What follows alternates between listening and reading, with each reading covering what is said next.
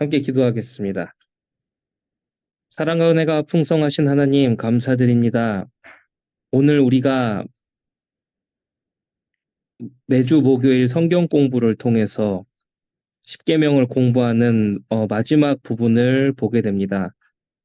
하나님 이 시간을 통해서 하나님의 은혜를 깨닫게 하시고 또 십계명을 공부하면서 우리의 기준이 새롭게 정리되어지는 은혜의 시간 될 수 있도록 축복하여 주시옵소서. 살아계신 예수 그리스도 이름으로 기도합니다. 아멘.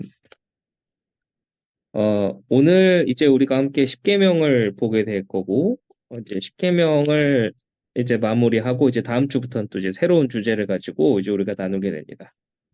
이런 십계명의 내용들을 보면서 우리가 기억해야 될 것은, 십계명을 우리가 어떤 면에서는 지금까지 그냥 성경의 표지 뒷부분에 그냥 써 있는 것 정도로 생각하지 않았었는가를 또 생각하게끔 만듭니다. 그만큼 우리가 십계명을 그냥 막연하게 생각하는 삶과 사고방식 속에 있었다고 할 수도 있겠죠. 그래서 우리가 이 웨스트민스터 소요리 문답에 대한 부분을 웨스트민스터 소요리 문답을 통해서 십계명을 공부하면서 이 십계명의 내용들 또 이 십계명의 내용들이 그냥 하나의 뭐 상식이 아니라 이것이 그리스도인의 삶으로 이어져 나가야 되는 것이구나라는 것들을 깨닫는 그런 은혜가 있어야 되는 것입니다. 자, 오늘 십계명의 내용을 좀 계속 보겠습니다.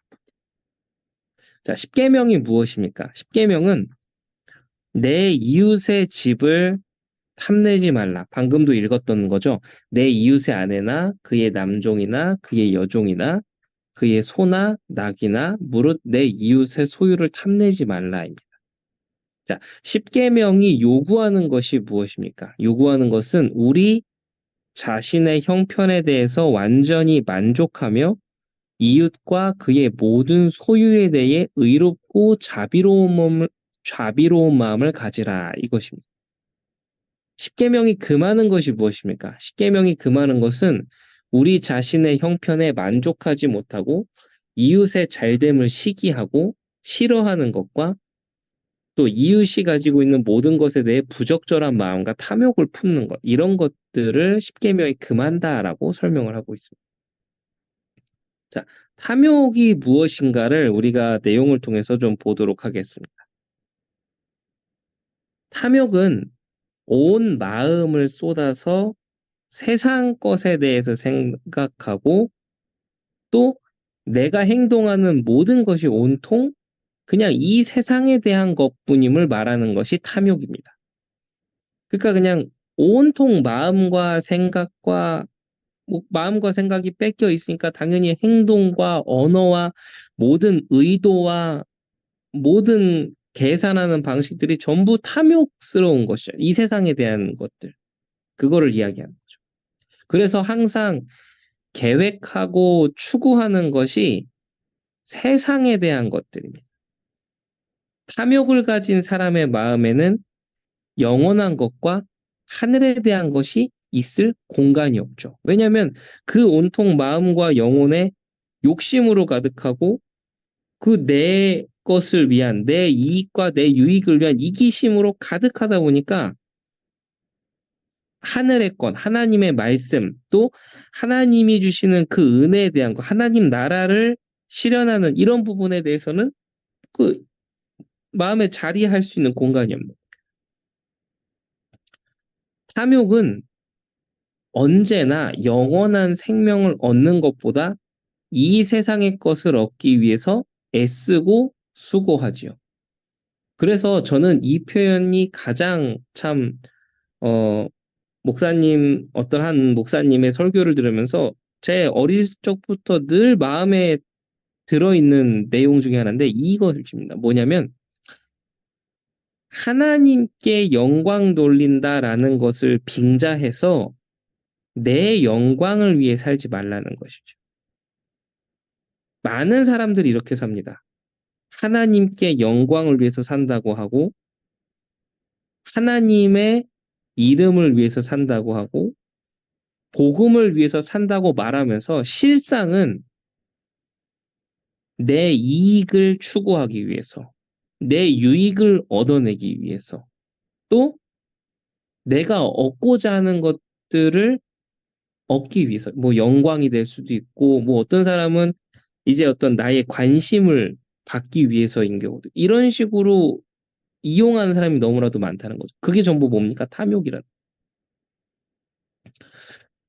그런 탐욕이 모든 사람이 있을 수는 있으나 그것이 하나님의 말씀과 또 묵상과 또 나의 자신을 그 예배와 기도 묵상 속에서 자꾸 돌아보면서 이겨나가고 내 안에 있는 죄성을 죽여나가는 자들은 점점점 그 구원에 대한 것을 내 마음에 두고 신령한 것에 대해서 내 마음을 둘 텐데, 만약에 그게 아니라 그냥 내 탐욕 가진 그대로 그냥 살아가기를 원하는 사람은 그 자신의 구원을 마음에 두려고 하지 않지요. 절대 그렇게 살아가지를 않습니다. 따라서 그리스도에 대해서 관심이 없는 거죠. 탐욕은 말과 대화에 온통 세상에 대한 것만 가득한 상태를 이야기합니다. 사람의 언어를 보면 그 사람이 무엇을 말하고 또 무엇을 추구하고 어떻게 뭔가 아이디어를 내고 하는 이런 것들을 보면 그 사람이 가지고 있는 중심 생각이라든지 그 중심부에 뭐가 들어있는지 다 드러납니다. 안 드러나지 않아요. 그래서 뭐 이렇게 그럴듯하게 합리화하고 뭐 이렇게 되게 막 합리적으로 말하는 것처럼 하면서도 그 속에 뭔가 다른 의도된 것이 있고 탐욕스러운 것이 있고 다른 계산이 있다면 다 드러난다라는 거죠. 복음 이야기한다고 해서 그게 가려지는 게 아니에요. 하나님의 말씀을 계속 이야기한다고 해서 가려지지 않아요. 그 사람의 마음에 악한 것과 탐욕이 가득하면 처음에는 그럴듯해 보이지만 나중에는 다 드러나게 돼 있는 거. 그런 부분들을 오늘 우리가 이런 것을 통해서 확인을 할 수가 있게 되는 거죠. 세상의 영예와 물질에 대한 말, 그리고 그것을 자랑하고 사랑하고 추구하고 이런 사람들은 결국은 그 모든 것들이 그 탐욕스러움 쪽으로 가게 되는 거예요.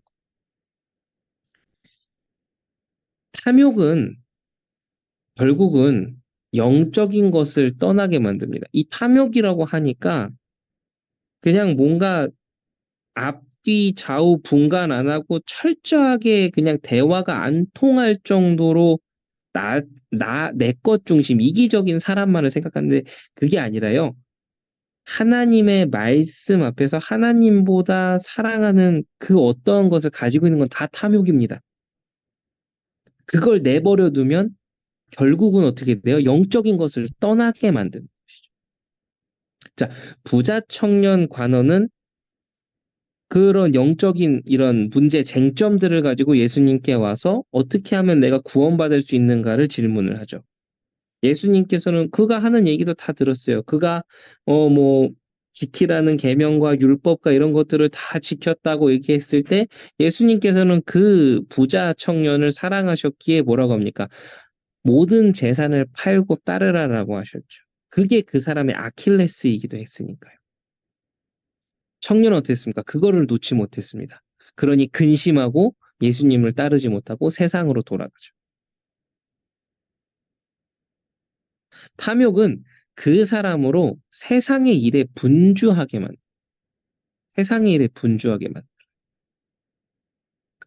그러다 보니 어떻게 됩니까? 하나님을 섬기고 예배할 시간이 없고 하나님의 말씀에 집중할 시간도 없고 그냥 예배를 드려도 성경 공부를 해도 그냥 앉아 있는 걸로 그냥 위안 삼게끔 만들어 버리는 겁니다.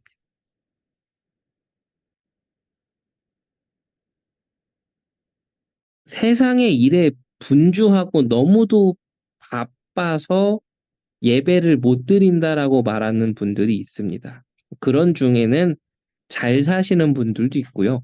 그렇게 열심히 하는데도 여전히 어려운 사람도 있고요. 어찌 됐건 어떤 모습의 어떤 유형의 사람이건 간에 결국은 세상의 일에 중심을 두고 하나님을 생각하고 예배할 시간이 없고 또 그 시간을 확보하려고 노력하지 않는다면은 결국은 그 욕심과 탐욕과 이러한 그 세상에 대한 걱정거리가 그 인생을 집어삼키게 돼요. 이 세상의 것으로 마음이 분주해지기 때문에 이 세상의 것으로 마음이 분주해지는 것은 내 안에 있는 탐욕이 그것을 부추기기도 하고 내 안에 있는 탐욕이라는 것을 사단이 통로로 이용해서 공격하기도 하고 이런 것으로 마음을 분주하기 때문에 하나님의 말씀을 듣고 연구하는 것에 시간을 투자하지 않습니다. 투자하지 않게 만드는 뭔가 조급하게 만드는 거예요. 뭔가 이 불안정하게 만드는 거죠. 뭔가 이 정신이 사납게 만드는 겁니다. 그래서 하나님의 말씀에 집중하려고 하는 그것을 스스로가 타협하게 만들어 버려요. 결국 탐욕은 자신의 재산을 늘리기 위해서 뭐 다른 사람의 재산에 손상을 가하게 만들기도 하지요. 뭐 다른 사람의 재산에 손상을 가하지 않는다 하더라도 스스로를 손상 입혀 버립니다. 이게 탐욕의 무서운 것이다라는 것을 오늘 우리는 교제를 통해 확인할 수 있습니다. 그래서 탐욕은 심각한 죄인 것입니다. 교묘한 죄죠. 교묘해요. 그럴듯해 보입니다. 말이 되는 것처럼 보입니다. 어떤 때는 이게 믿음의 고백처럼 보일 때도 있어요. 하지만 교묘하다라는 거죠. 온 영혼을 더럽히는 죄다라고 이야기하고 있습니다. 물론 탐욕을 가지고 있으면서도 외적으로는 은혜로운 모습을 할 수 있죠. 그런데요, 결국은 다 드러나게 됩니다. 다 보입니다. 다 티가 나게 돼 있다는 거죠.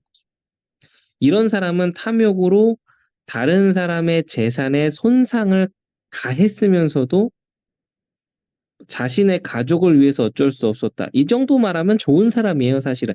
가족도 안 돌보는 사람도 많아요. 그 나를 위해서 뭐 이 핑계 저 핑계 대면서 어쩔 수 없었다라고 말하는 사람이 부지기수라는 거죠.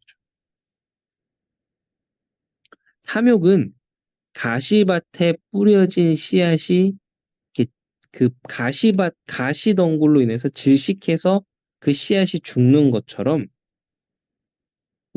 탐욕이라는 것은 우리 심령에 뿌려져 있는 그 은혜의 씨앗들, 하나님 말씀의 씨앗들이 자라지도 못하게 막 그 옥죄는 성격을 가지고 있다라는 것을 확인을 하게 됩니다.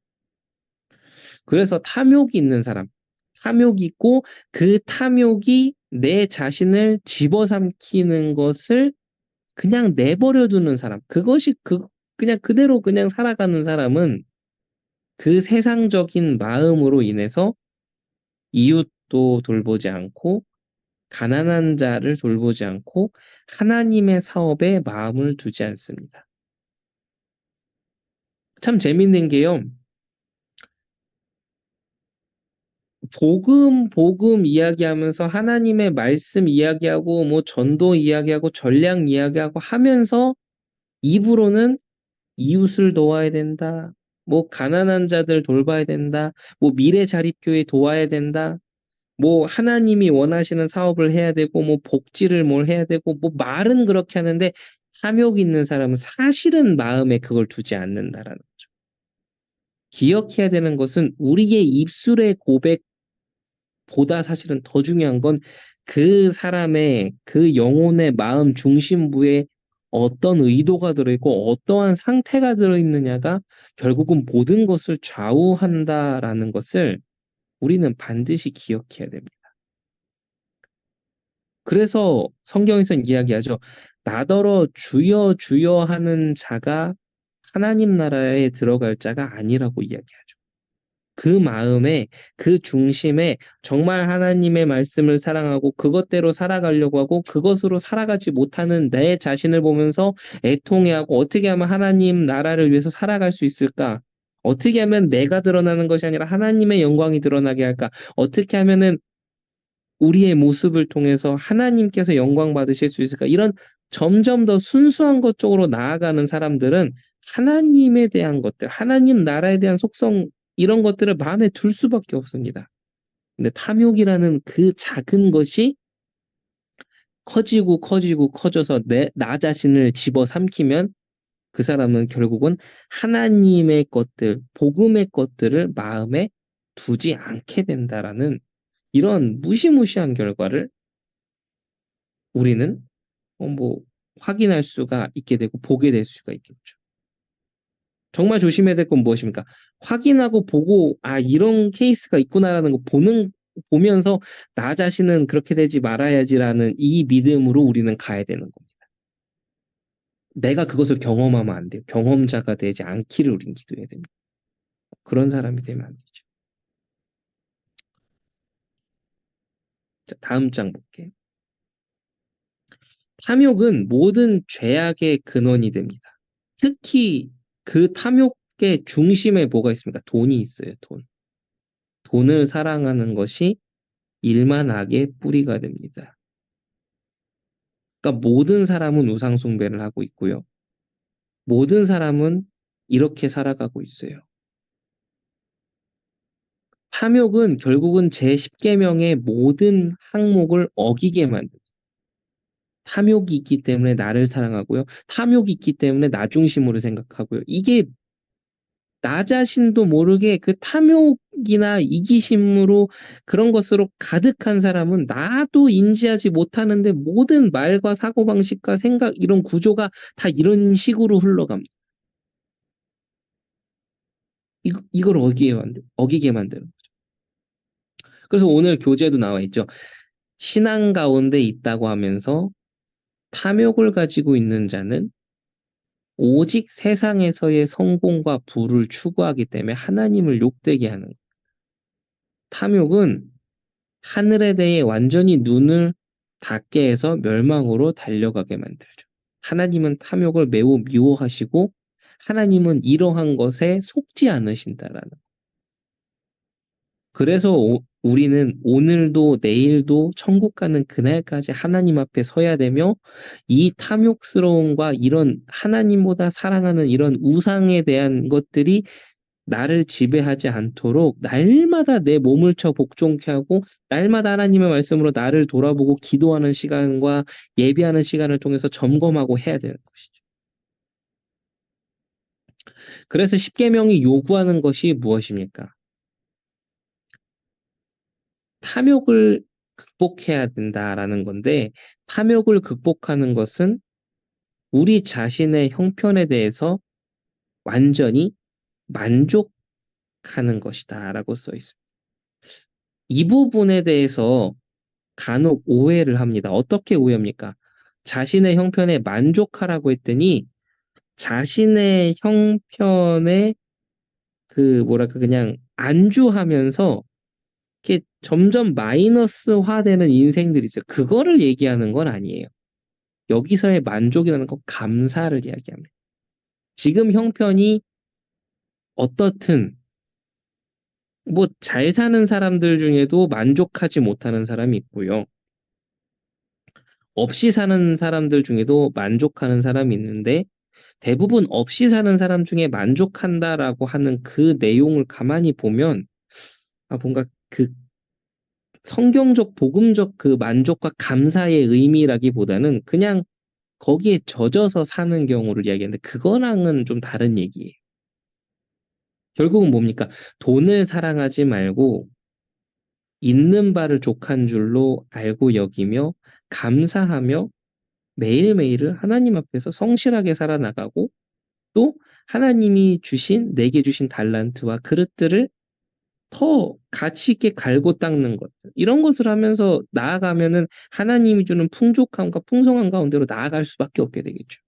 이런 거를 우리가 이렇게 좀 잘 이렇게 볼 수 있어야 되고 그런 걸 잘 내 안에 정리도 해야 되고 또 내 주변에 또 이렇게 같이 함께 이야기할 만한 후배들 또 동료들 또 이런 이렇게 같이 잘 얘기를 해줄 수 있어야 되죠. 우리 자신의 형편에 만족하는 것은 지금의 상황과 위치를 기쁘게 여기고 감사하는 것이죠. 그래서 제가 어제였나요? 이틀 전이었나요? 그 인스타그램에 올렸던 성경 구절 있잖아요. 예수님께서 어, 들의 백합화를 보고 공중에 나는 새를 보고 심지도 거두지도 않았는데 저렇게 사는 하물며 너희일까 보냐 이 믿음이 적은 사람들 이것이 저는 이 부분을 미리 공부하고 하면서 참 그렇다 나부터가 이런 것에 빠져서 우상 숭배하고 살지 않았는가를 돌아보면 참 회개하고 기도하게 되더라고. 그러니 우리 모두가 이런 부분들이 있다라는 것, 시시때때로 찾아오고 올라오는 이런 부분들을 하나님의 말씀 앞에서 날마다 새롭게 해나가지 않는 그런 자세가 없다면 어떻게 우리가 나아갈 수 있겠습니까? 이런 부분들을 좀 많이 깨닫게 됐다. 그래서 지금의 상태를 하나님이 인도해 주신 것으로 여기라는 것이죠. 자족하기 위해서는 우리가 이 땅에 올 때 아무것도 가지고 온 것이 없고 이 세상을 떠날 때 가지고 갈 수 있는 것이 아무것도 없다는 사실을 알아야 돼요. 이 땅에서의 삶이 영구한 것이 아니라 매우 짧게 지나간다라는 것도 인식해야 됩니다. 이 세상에 있는 것들은 모두 일시적이고 우리는 항상 영원한 것이 있으며 그것이 하늘에 있다는 사실을 기억해야 된다라고 써 있습니다. 그리고 하나 더 저는 붙이고 싶은 것들이 있어요.